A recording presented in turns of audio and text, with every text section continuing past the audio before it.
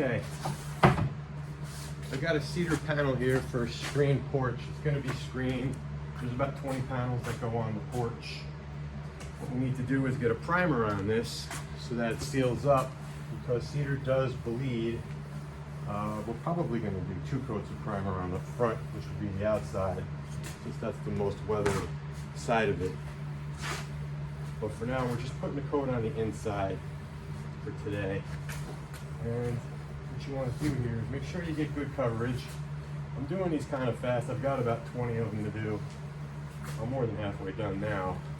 I just want to make sure when I'm rolling these that there's no wood showing. It's easy just to roll them real quick and go flying away from it to the next part of the job, but I just want to make sure these are all got good coverage here along the edges. There's no bare wood showing, because these do bleed. What we're going to do is we're going to brush the inside edges here.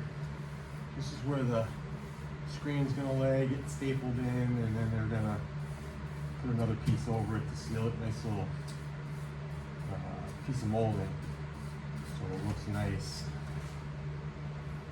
I just want to make sure I get primer on every little area on the screen without any holidays. Like I said, cedar does have a tendency to bleed quite a bit. I'm using a good, what I found to be a very good primer. It's called Cover Stain. It's from a company named Ceder. I'm sure you've seen their products around, different types of sealers and paints and stuff. They're kind of a specialty company for like kitchen paints, bathroom paints, sealers, primers, things like that. I do like this Cover Stain a lot. I use it pretty much on all of my work. The primer. But generally with something like this, like I said, the inside's not going to get too much weather on it, but the outside's definitely going to take 2 coats. It doesn't really matter to me what primer you use. You really can't take a chance of a project like this and then have it bleed through on the customer and call you back. What's wrong with my screens? I can see all kinds of colors coming through on it. So I'm just going to make sure I get everything sealed real nice. It is just a primer coat, so I have the luxury of going fairly quick here. What I'm going to do is I'm going to back brush the face of it. That's what you're going to see here. You won't see the edges. They'll be tucked in behind the frame, so I'm not that concerned about it. But these front pieces, or rear pieces on this side, we're going to brush these with them. After we roll them, we're going to brush them with the grain and match up what's here. So it's pretty important if you're painting anything, doors, window frames, anything like that, that you see the grain, which way it's going. Like here and here, these 2 pieces, the grain's going this way and the inside pieces is this way. So you want to make sure right at this line right here, literally right on that line, you want your grain, you want your brush line to stop. And you want your brush line to go this way. And a good painter will make sure that they're right on that spot and there's not a big clump of paint there either. There'll be a nice meeting of the 2 paints. It makes a difference in the final look of things.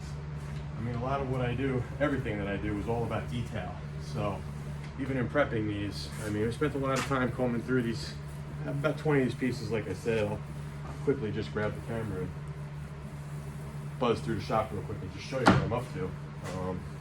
This is for the last job that I've done, the house we painted inside and out. It was a remodel, but it's like a brand new house over there. And this is the last thing left to do. We didn't really need them right now. This time of year in the Cape, it's still cold and there's not any flies and mosquitoes buzzing around just yet. So I just wanted to get everything else finished first. So what I do is very detail oriented. We spent a lot of time combing through all of these pieces with, I got lights everywhere, 500 watts, 300 watts. And we basically just take our lights and go right across the wood sideways on everything that we do, whether it be this or an interior of a home, a garage door, anything. We always comb through everything, literally under a spotlight on an angle, because that really shows you all the defects in the wood, and we repair it, every little defect. I mean, we shoot for perfection here. That's basically what my company is about, and we have the clientele that wants perfection and is willing to pay the money for super high-end painting. People always say, well, why are you more expensive than most painters? I said, well, I basically paint Bentleys. Your house is a Bentley.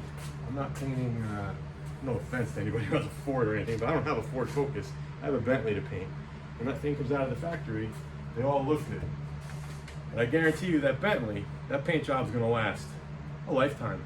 I mean, it's just a high quality finish that really got a lot put into it. And that's kind of what we do. We put a lot into our paint jobs. Doesn't matter what it is, it's all about the detail and the preparation. I'd like to say anybody can paint, but I'm finding out more and more that not everybody can paint. But basically, anybody can put a brush in their hand. But to actually get a fine finish, it takes time, practice, and skill. There's a difference between what I'm doing now and what a lot of people out there are doing, painting-wise. I've been afforded the opportunity in life to paint for people who want perfection, know what it looks like, and demand it. Very demanding. But so am I, so my product always meets up with their expectations. And I mean always. I very rarely ever have a customer at the end of a job say, well, here's a list of 30 things that need to be fixed on your job. Never happens. They call them punch lists. I don't really have punch lists when I work. You know, I know where every little defect is and every little part of every house I ever paint.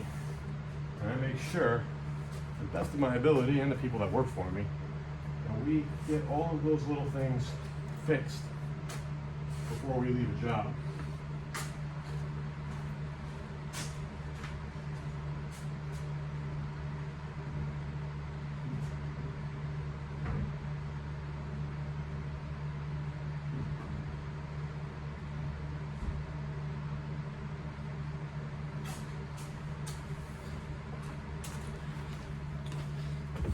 So this is what I have left. There's only two.